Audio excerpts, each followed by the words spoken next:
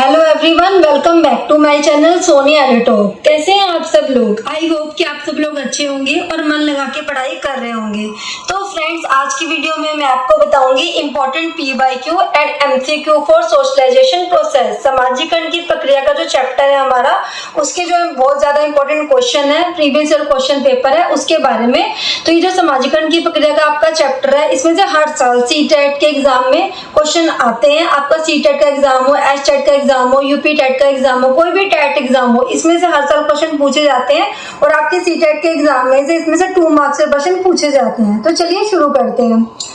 The most intense and complex socialization occurs during adolescence, during early childhood, during adulthood, throughout a person's life। तो सबसे अधिक गहन और जो जटिल समाजीकरण होता है वो किसमें होता है? किशोरावस्था के दौरान, पूर्व बाल्यावस्था के दौरान, प्रौढ़ावस्था के दौरान, या व्यक्ति के पूरे जीवन में।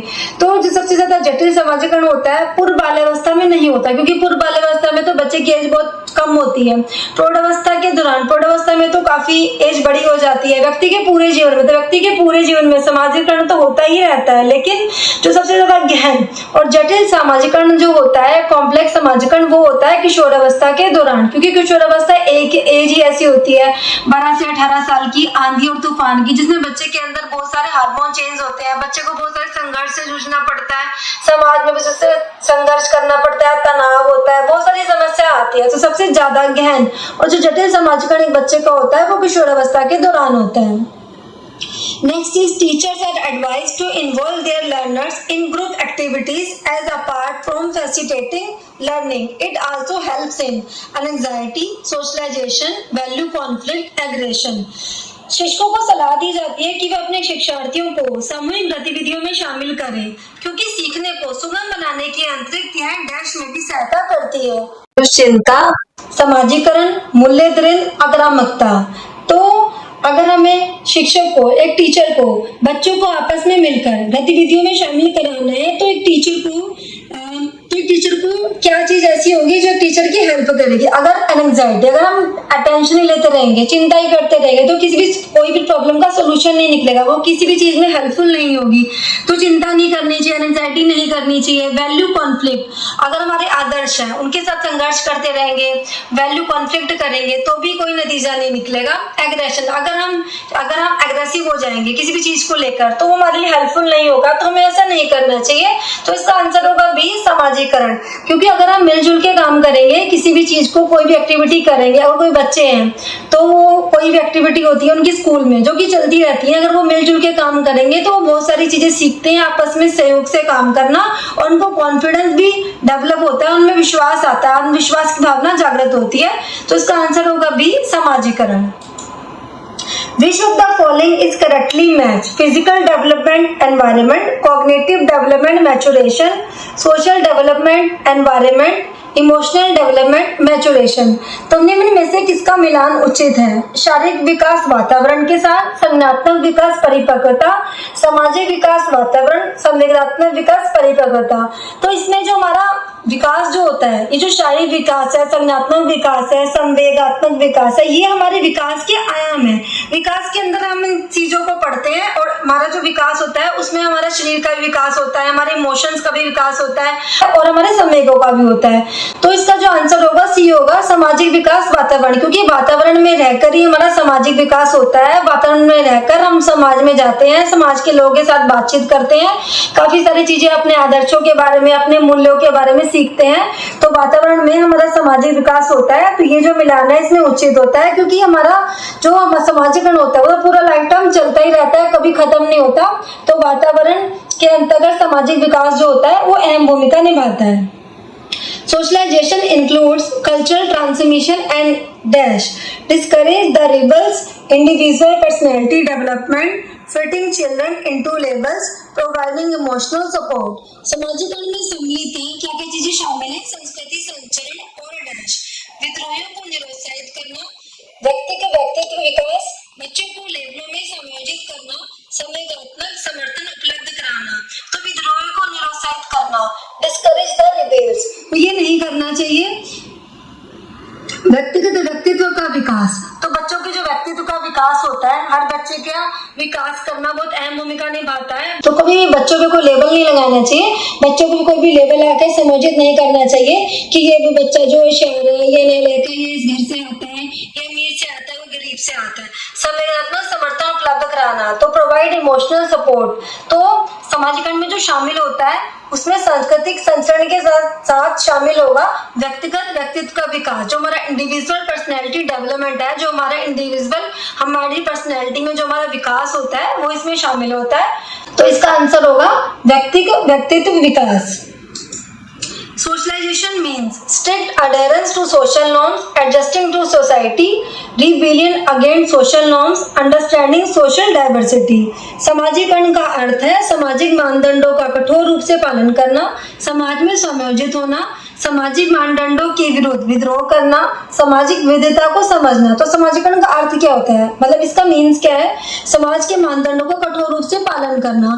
तो अगर समाज के जितने मानदंड है उनका कठोर रूप से पालन करना, ये इसका आंसर नहीं होगा कि कठोर रूप से पालन करना जो होता है वो सामाजिकरण का अर्थ नहीं होता है। सामाजिक मानदंडों के विरुद्ध विद्रोह, अगर हम विद्रोह करेंगे किसी चीज के विरुद्ध तो वो भी एक नेगेटिव हो जाता है। सामाजिक विविधता को समझना, सोशल डाइवर्सिटी को समझना। लेकिन इसका जो आंसर होगा अगर सही ढंग से देखा जाए तो उसका आंसर होगा समाज में समायोजित होना, एडजस्टिंग टू सोसाइटी, अपने आप को समाज में मिला लेना, समाज के तौर तरीकों को अपना लेना और समाज ने जो नियम बना रखे हैं, जो रीति रिवाज बना रखे हैं, कल्चर बना रखे हैं, उस चीज को अपनाना और समाज के साथ अपने आप को मिला के लाइफ में आगे बढ़ते रहना, जिससे कि एडजस्टमेंट। अगर एक बच्चे को कमरे में बंद कर देंगे, उसको समाज में नहीं आने देंगे तो वो कुछ नहीं सीखेगा और उसका डेवलपमेंट भी नहीं होगा, सोशल डेवलपमेंट भी नहीं होगा। तो हमें निकलना पड़ेगा, समाज के लोगों के साथ बातचीत करनी पड़ेगी, घुलना मिलना पड़ेगा, जिससे कि हमारा ओवरऑल डेवलपमेंट तो वही हो, साथ साथ हमारा सामाजिक विकास भी अच्छे ढंग से हो। तो इसका आंसर होगा बी, समाज में समायोजित होना।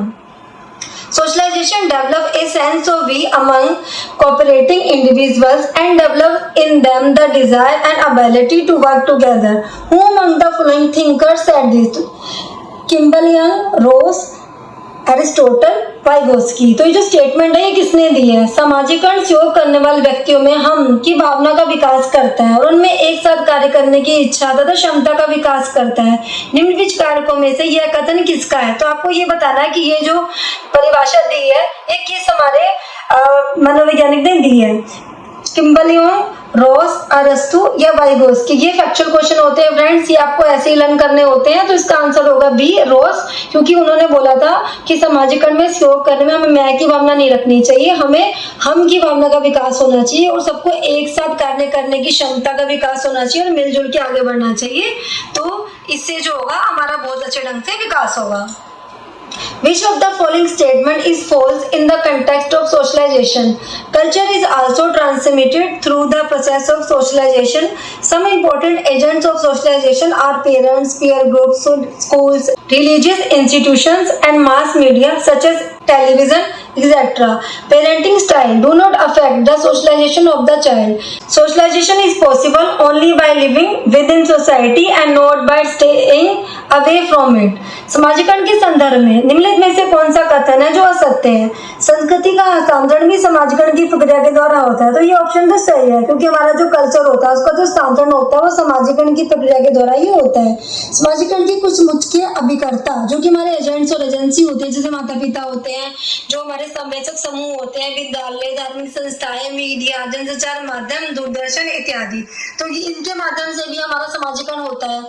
समाजीकरण का कार्य समाज में रहकर ही संभव है, समाज से अलग रहकर नहीं, क्योंकि जो समाजीकरण होता है वो समाज में रहकर ही होता है, समाज से अलग रहकर नहीं होता। तो पालने के तरीकों का प्रभाव बच्चों के समाजीकरण पर नहीं पड़ता। तो ये ऑप्शन हो जाएगा इसका सी, क्योंकि जो पालने के तरीके होती हैं उनका प्रभाव भी बच्चों के समाजीकरण पर पड़ता है। तो ये स्टेटमेंट इन्होंने गलत लिखी है कि नहीं पड़ता, बल्कि पड़ता है।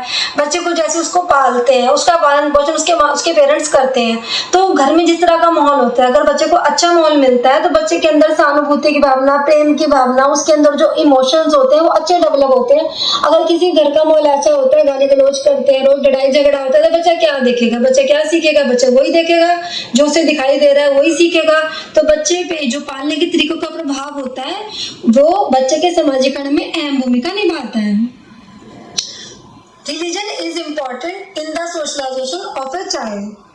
An idols, an imitation in culture. Only A, only B, only C, all of this. किसी बालक के सामाजिकरण में धर्म का महत्व है, जो हमारा रिलीजन है उसका महत्व होता है आदर्शों में, अनुकरण में, संस्कार में। तो ऑप्शन है केवल एक, केवल दो, केवल तीन या ये सभी। तो सामाजिकरण में जो धर्म, जो रिलीजन होता है उसका जो महत्व होता है हमारे आदर्शों में से भी होता है, हम अपने आइडल से भी बहुत सारी चीजें सीखते हैं, अनुकरण से भी बहुत सारी चीजें सीखते हैं कि हमारे धर्म में कैसे पाठ होती है, कैसे पूजा होती है, हमारे पेरेंट्स कहाँ जाते हैं, गुरुद्वारे, मंदिर और चर्च, तो उनसे भी हम काफी सारी चीजें सीखते हैं। और संस्कार, जो भी हम संस्कार सीखते हैं कि घर में कोई आता है उसको बुलाना चाहिए, नमस्ते बुलाने चाहिए और उससे बात करनी चाहिए और हंस के बात करनी चाहिए। जैसे घर में कोई आता है तो उसे अच्छे से बात करनी चाहिए, उसका रिस्पेक्ट करना चाहिए, अपने से बड़ों के पैर छूने चाहिए। तो इसका आंसर होगा डी, ये सभी, कि बालक के सामाजिकरण में ये जो सारे तत्व होते हैं, आदर्श, अनुकरण, संस्कार, ये अहम भूमिका निभाते हैं। In the process of socialization, those are achieved who are given importance in the society, standards, value, beliefs, all of these। समाजीकरण की प्रक्रिया में उन डैश को प्राप्त किया जाता है जिन्हें समाज में महत्व दिया जाता है। कि समाजीकरण की प्रक्रिया जो होती है उसमें इन डैश को प्राप्त किया जाता है जिसे हम सोसाइटी में भी इंपॉर्टेंस देते हैं, मानकों को, मूल्यों को, विश्वासों को, ये सभी। तो समाजीकरण में सबको अहम भूमिका निभाई जाती है, सबको महत्व दिया जाता है, चाहे हमारे स्टैंडर्ड्स हो, हमारे वैल्यू हो, हमारे बिलीफ्स हो, जो चीजें सीखी जाती है। इसका आंसर होगा डी, ये सभी। तो समाजीकरण में हमारे स्टैंडर्ड्स, वैल्यूज एंड बिलीफ सबको ही हम अहम भूमिका देते हैं, इन सबको समाज में महत्व दिया जाता है। In the process of socialization, the essential elements to make imitation useful and developmental are family and neighborhood, village and city, country and politics, means of transport and communication। समाजीकरण की प्रक्रिया में अनुकरण को, इमिटेशन को उपयोगी तथा विकासात्मक बनाने के लिए आवश्यक तत्व हैं। परिवार एवं पड़ोस, गांव एवं शहर, देश व राजनीति, परिवहन एवं संचार साधन। तो जो इमिटेशन होता है, अनुकरण होता है, इसको हम उपयोगी कैसे बना सकते हैं, कैसे डेवलपमेंट में हमारे लिए सहयोग करेगा। तो गांव एवं शहर, तो गांव एवं शहर तो बात की बात है। देश एवं राजनीति, परिवहन, संचार के साधन, तो बच्चा सबसे पहले अपने परिवार में ही जाता है, अपने पड़ोस में ही जाता है, यहीं से वो जब बच्चा पैदा होता है, जन्म लेता है, तो सबसे पहले इन्फेंसी वो माता के संपर्क में होता है, माता के साथ वो ज्यादातर समय बिताता है। तो माता जैसे जैसे शब्दों का उच्चारण करती है, उसके साथ हंस के बात करती है, कुछ भी बात करती है, जब बच्चे को समझ में ना हो पर फिर भी वो हंसता रहता है, उसके माँ से तोतली भाषा में बात करेगी, लोरी गा के सुनाएगी, कुछ ना कुछ उसकी माता करती रहती है। तो उसके अनुकरण से बच्चा काफी सारी चीजें सीखता है अपने परिवार में। तो बच्चा जब सीखता है तो बच्चे में भाषा का विकास होता है, डेवलपमेंट होता है बच्चे में भाषा का, जो कि उसके लिए, उसके विकास के लिए बहुत अहम भूमिका निभाता है। और पड़ोस, जब बच्चा परिवार के पास पड़ोस में जाता है, पड़ोस के लोगों से बातचीत करता है, बहुत सारे वो मूल्य सीखता है, संस्कृति सीखता है, कल्चर सीखता है, तो भी बच्चे का विकास होता है। तो इसका आंसर होगा ए, परिवार एवं पड़ोस। You want to speed up the process of socialization among the children in your class. Which of the following steps will you take for this? Will introduce children to the traditions of the school. Will establish social idols among children. Will give the information to children about the beliefs prevalent in the society. Option दे रखे हैं only A and B, B and C, all of these। तो आप अपनी कक्षा के बालकों में समाजीकरण की प्रक्रिया को तेज करना चाहते हैं, तो इसके लिए आप निम्नलिखित में से कौन से कदम उठाएंगे? बालकों को स्कूल की परंपराओं से परिचित करवाएंगे। हाँ, जो हमारे बालक होते हैं, जो स्कूल में पढ़ते हैं हमारे बच्चे, उनको स्कूल में जो भी हमारा ट्रेडिशन होता है उसको फॉलो करवाना चाहिए, उन्हें बताना चाहिए स्कूल कैसे स्थापित हुआ, स्कूल में क्या क्या ट्रेडिशन फॉलो होते हैं। बालकों में सामाजिक आदर्श स्थापित कराएंगे, जो टीचर होंगे बच्चों को अपना आदर्श स्थापित कराएंगे। अगर टीचर आपस में अच्छे से बातचीत करेंगे, प्रिंसिपल की रिस्पेक्ट करेंगे, तो बच्चा भी एक आदर्श बनेगा, वो देखेगा अपने टीचर को, मुझे भी अपने टीचर की तरह बनना है, इनकी तरह ही कुछ करके दिखाना है। बालक को समाज में प्रचलित मान्यताओं के विषय में जानकारी देना, जो प्रचलित मान्यताएं हैं, जो सोसाइटी में हमारे नॉर्म्स बने हैं, जो कि अच्छे हमारे तौर तरीके हैं, अच्छे हमारे कल्चर में जो चीजें बातें हैं, उनको भी बच्चों को बताना, जानकारी देना। तो इसके ऑप्शन है केवल एक और दो और तीन और यह सभी। तो इसका आंसर होगा डी, ये सभी। तो एक बच्चे के समाजीकरण की प्रक्रिया को अगर हमें तेज करना है तो बच्चे को सब चीजों से अवगत करवाना होगा, सब चीजों पे फोकस करना होगा, ताकि उसका सही ढंग से उसका बच्चे का समाजीकरण हो। Which of the following factors play an important role in the socialization of children? Upbringing, sympathy, neighborhood, all of these। निम्न में से कौन सा कारक बच्चों के समाजीकरण में महत्वपूर्ण भूमिका निभाता है? पालन पोषण, सहानुभूति, पड़ोस, यह सभी। तो पालन पोषण तो अहम भूमिका निभाता है। अगर बच्चे को सही ढंग से पालन पोषण करेंगे तो बच्चे का समाजीकरण अच्छा होगा, उसके खान पान का भी ध्यान रखना होगा, अच्छे ट्रेडिशन और अच्छी वैल्यूज उसके अंदर आए, इस चीज का ध्यान भी उसके माता पिता को रखना पड़ेगा। सहानुभूति, अगर हम बच्चे को सिंपैथी दिखाएंगे, बच्चे से प्रेम से प्यार करेंगे तो बच्चा आपके प्रति आकर्षित होगा, उसको एक बार बुलाओगे वो हर बार आपके प्रति भागा भागा आएगा। अगर एक बार बच्चे को गुस्से से बोलोगे ना तो बच्चा दूर भागता है, बच्चे में होता है, बच्चा आता ही नहीं है पास में। पड़ोस, जो आसपास का पड़ोस होता है उनके पास जाके उनसे काफी सारी चीजें सीख के, उनसे बात करके और हर फेस्टिवल में उनके साथ मिलना, उनके घर जाना, वो भी आपके घर आते हैं तो आपका काफी अच्छा डेवलपमेंट होता है। तो इसका आंसर होगा डी, यह सभी। तो ये जो सभी तत्व होते हैं बच्चे के समाजीकरण में महत्वपूर्ण भूमिका निभाते हैं, आपका पालन पोषण भी, सिंपैथी भी और पड़ोस भी। When does the process of socialization of a child begin? After 3 years from birth, in adolescence, after attaining adulthood. बालक के समाजीकरण की प्रक्रिया कब प्रारंभ होती है? जन्म से 3 वर्ष के बाद, जन्म से किशोरावस्था में, वयस्क होने के बाद। तो बच्चे के जन्म से 3 वर्ष के बाद नहीं होती, किशोरावस्था में तो बहुत ज्यादा बड़ा हो जाता है, वयस्क होने के बाद भी काफी टाइम हो जाता है। तो जन्म से, इसका आंसर होगा बी, जन्म से, फ्रॉम बर्थ। जब बच्चा पैदा लेता है, दुनिया में आता है, अपनी आंखें खोलता है, तब से ही उसका समाजीकरण शुरू हो जाता है। जब वो माता के गर्भ में होता है तब उसका समाजीकरण नहीं होता, और ये समाजीकरण जब तक दुनिया में है जीवन पर्यंत, लाइफ टाइम चलता रहता है, कभी भी खत्म नहीं होता।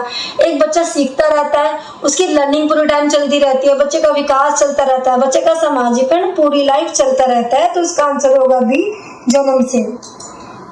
In which stage of socialization is the tendency of curiosity found to be high in children? Infancy, adolescence, early childhood, late childhood. समाजीकरण की किस अवस्था में बच्चे में जिज्ञासा की प्रवृत्ति उच्च पाई जाती है? शैशव काल, किशोरावस्था, प्रारंभिक बाल्यावस्था, उत्तर बाल्यावस्था। तो समाजीकरण में जो बच्चे में जो जिज्ञासा की प्रवृत्ति पाई जाती है ना, बच्चे में बहुत ज्यादा इच्छा होती है कि ऐसे क्यों होता है, हम मतलब अगर जाते हैं तो हम ऐसा व्यवहार क्यों करते हैं, बच्चे के अंदर हर चीज को जानने की उत्सुकता रहती है। तो इन्फेंसी में बच्चा बहुत छोटा होता है, उसको इतना ज्ञान नहीं होता, 0 से 2 साल की जो एज होती है, तो इसमें इस तरह की प्रवृत्ति बच्चे के अंदर नहीं होती। किशोरावस्था बहुत बड़ी एज हो जाती है, तो इसमें तो बच्चा वैसे ही कई तरह की समस्या से जूझ रहा होता है।